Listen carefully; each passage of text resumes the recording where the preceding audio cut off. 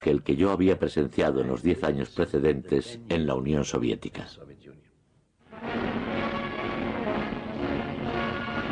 El comunismo soviético había superado la prueba de la guerra. El Ejército Rojo era el más grande del planeta y el general Eisenhower llegó a presentar sus respetos a la nueva superpotencia mundial. Pero Stalin temía que las potencias capitalistas le rodearan. Buscaba la traición en su propia casa.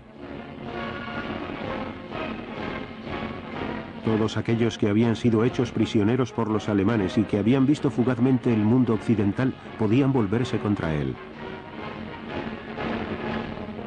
Comenzó a detenerlos a miles y los norteamericanos sabían lo que estaba sucediendo. Teníamos una doncella cuyo marido era un prisionero de guerra. Al final le repatriaron y regresó.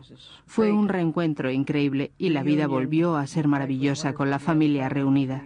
6 meses después le detuvieron por haber sido un prisionero de guerra alemán. Algunos estaban allí por un decreto general de Stalin. Otros eran desertores y ladrones.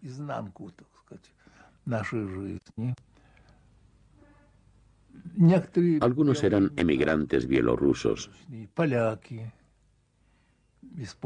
y otros polacos procedentes del Ejército Nacional. Entré en un mundo totalmente nuevo. Los campos de prisioneros fueron mi universidad.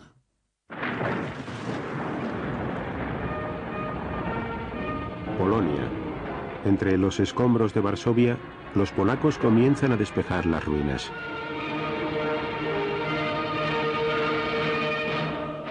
Los polacos habían combatido a los alemanes en todos los frentes, tanto al este como al oeste. Ahora trabajaban juntos para reconstruir su país.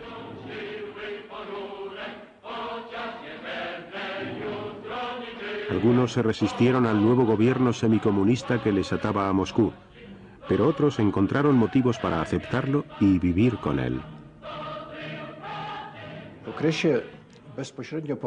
Para mí lo más importante era que mi madre y mi hermana regresaran de Siberia y también poder comenzar a reconstruir el país. Teníamos que asegurar nuestras fronteras, que estaban seriamente amenazadas, y mi estancia en el ejército me dio esta oportunidad.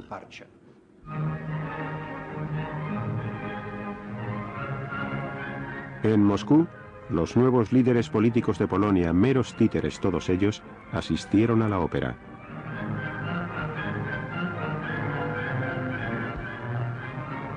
Los polacos aceptaron una alianza que les ataba a la Unión Soviética.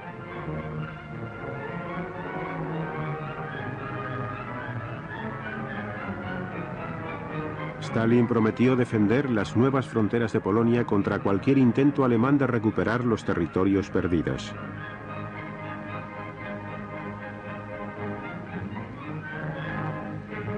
Stalin estaba en el cenit de su poder. En su presencia, sus colegas experimentaban terror. Los diplomáticos rusos, como el resto de los oficiales rusos, miembros del partido y muchos otros, vivían aterrorizados por este hombre. Y con razón, porque si le daban una noticia que no resultara de su agrado, podían acabar en un campo de concentración o con una bala en la nuca. No resultaba nada fácil darle noticias a Stalin cuando éstas eran desagradables. Stalin se mostraba alegre y muy animado. A su lado se encontraban los invitados más importantes, el intérprete y también los invitados soviéticos.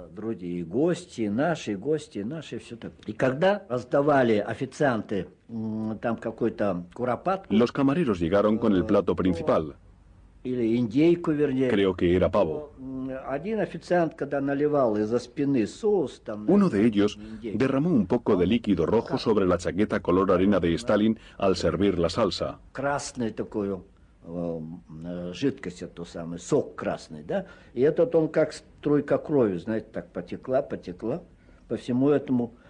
Todo el mundo dejó de comer. estaban conmocionados por lo que pasaría después, porque las manchas parecían gotas de sangre. Pero Stalin no reaccionó y continuó hablando con la persona que estaba a su lado.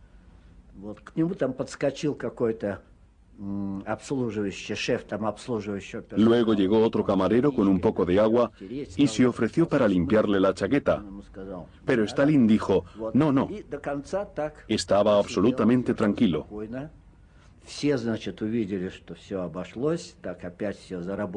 La gente vio que todo parecía ir bien y comenzaron a comer de nuevo y la rutina siguió adelante.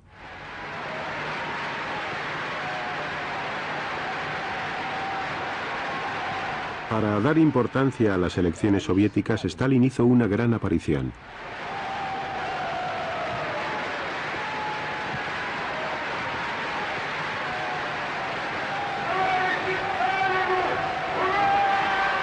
No prometió recompensas a su pueblo exhausto, tan solo más esfuerzos y más planes quinquenales para la industria pesada.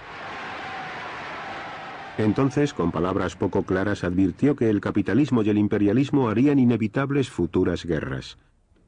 ¿Era esta una declaración de guerra entre la Unión Soviética y Occidente? En el extranjero sonaron las señales de alarma. Leí el discurso con mucho cuidado y lo interpreté como una declaración retrasada de guerra contra los Estados Unidos. Al leer el texto minuciosamente, no quedaba ninguna duda de qué estaba hablando. En Occidente, este discurso se interpretó como una predicción en toda regla de la Tercera Guerra Mundial.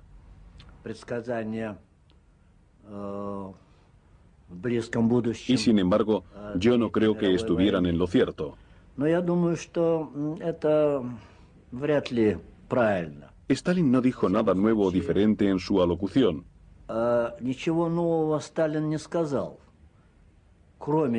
Solo expresó algo que siempre había creído: que la guerra con el imperialismo y el capitalismo era inevitable. Lo que los rusos pensaban, y creo que esta era la opinión de Stalin al respecto, era que un día el comunismo gobernaría el mundo, que sería la ideología dominante en el planeta y que gradualmente todos los países la adoptarían. Y mientras tanto, la idea de Stalin no era iniciar guerras peligrosas que podría perder, pero si había alguna posibilidad de impulsar la causa, siempre habría que aprovecharla. Stalin relajó su dictadura durante la guerra, pero ahora estaba endureciéndola una vez más. Las sospechas evidentes de la Unión Soviética respecto a Occidente molestaban a Washington.